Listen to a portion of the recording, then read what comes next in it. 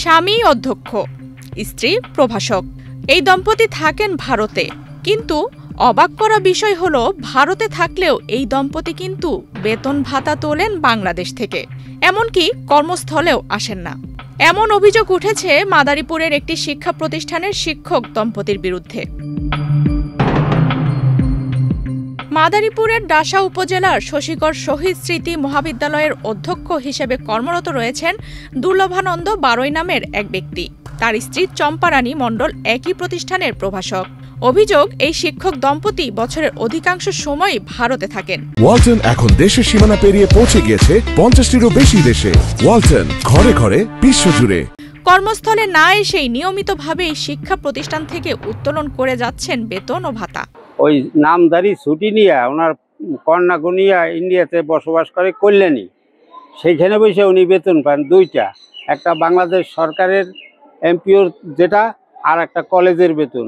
কেউরে কোনো হিসাবও দেয় না। এত বড় দুর্নীতিবাজ স্ত্রীকে নিয়ে উনি এই বাংলাদেশে বসবাস করে। এই দুর্নীতির কারণে প্রায় 80টি ছেলে মেয়ে কলেজ থেকে ফার্স্ট ইয়ার থেকে চলে গেছে।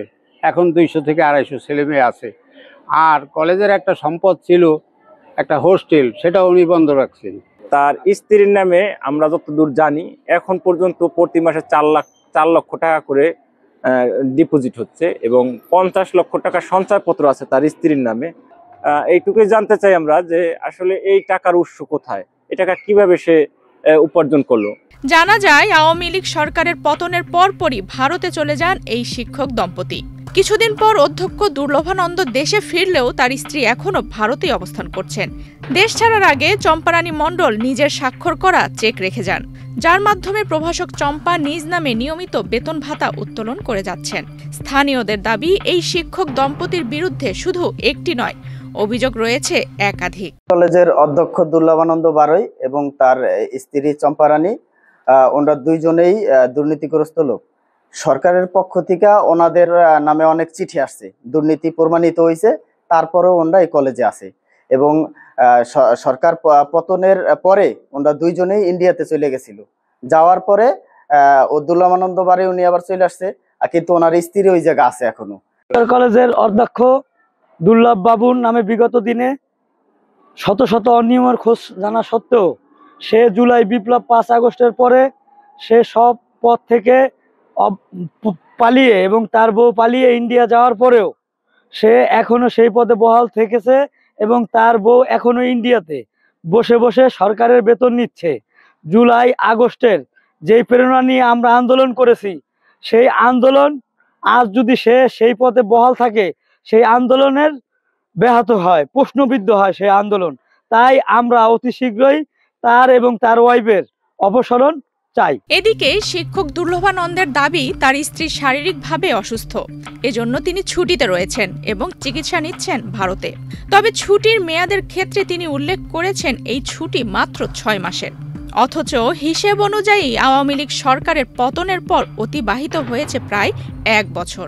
দেখুন, এমপিও বাতিলের যে ব্যাপারটি, সেটি তো হচ্ছে মাউসি কর্তৃক নির্ধারিত হয়। এটি মাউসি বলতে পারবে। আমরা ওনার এমপিও শিটে নাম আছে, উনি বেতন ওনার অ্যাকাউন্টে আসতেছে, সেটি আমরা দেখছি। আর উনি ছুটিতে আছেন, এই মুহূর্তে মেডিকেল লিভে আছেন। প্রতিনিয়ত ওনাকে ফিজিওথেরাপি নিতে হয়, সেই জন্য ডাক্তারের পরামর্শে যেখানে ট্রিটমেন্ট নিচ্ছেন ওখানেই উনি অবস্থান করছেন। মেডিকেল ছুটির কথা বলা হয়েছে যে সেটি তার শারীরিক কন্ডিশনের উপর ভিত্তি করে গভর্নিং বডি যতদিন মনে করবে ততদিন ছুটি দিতে পারবেন তাকে।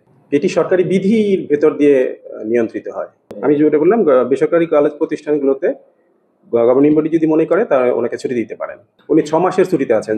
এ বিষয়ে ডাসার উপজেলা নির্বাহী কর্মকর্তার আশ্বাস, তদন্ত সাপেক্ষে নেওয়া হবে কঠোর ব্যবস্থা। আমি এই কথাটি ইতিপূর্বে শুনেছিলাম, পরবর্তীতে তাকে আমি ডেকে জিজ্ঞাসা করি যে আপনার বিরুদ্ধে যে বিষয় অভিযোগগুলো ছিল সেটার সর্বশেষ পরিস্থিতি কি। আমি তাকে জাস্ট জানার জন্য জিজ্ঞাসা করি। তিনি আমাকে বলেন যে এই বিষয়গুলো ইতিমধ্যে নিষ্পত্তি করা হয়েছে। তো আমি যেহেতু আপনাদের কাছ থেকে আবার শুনতে পেলাম, আমি তাহলে আমার দিক থেকে আমি তার কাছ থেকে জানতে চাইবো বিষয়টা কি এবং পরবর্তীতে সেই অনুযায়ী যে ব্যবস্থা সেটি নেওয়া হবে। অনিয়ম, নিয়োগ বাণিজ্য ও প্রশাসনিক দুর্নীতির অভিযোগে শিক্ষা মন্ত্রণালয়ের তদন্তে সত্যতা পাওয়ায় গত 18 মার্চ মাধ্যমিক ও উচ্চশিক্ষা অধিদপ্তর থেকে এই শিক্ষক দম্পতির উভয়ের এমপিও বাতিল করা হয়, যে আদেশে স্বাক্ষর করেন মাধ্যমিক ও উচ্চশিক্ষা অধিদপ্তরের সিনিয়র সহকারী সচিব দীপায়ন দাস শুভ। তবে তদন্তের সত্যতা পাওয়ার 4 মাস পরও এই দম্পতি এখনও নিয়মিত বেতন ভাতা তুলে যাচ্ছেন। তাদের বিরুদ্ধে দৃশ্যমান কোনো ব্যবস্থাই গ্রহণ করা হয়নি। আফসানা রিপা, বাংলাদেশ প্রতিদিন।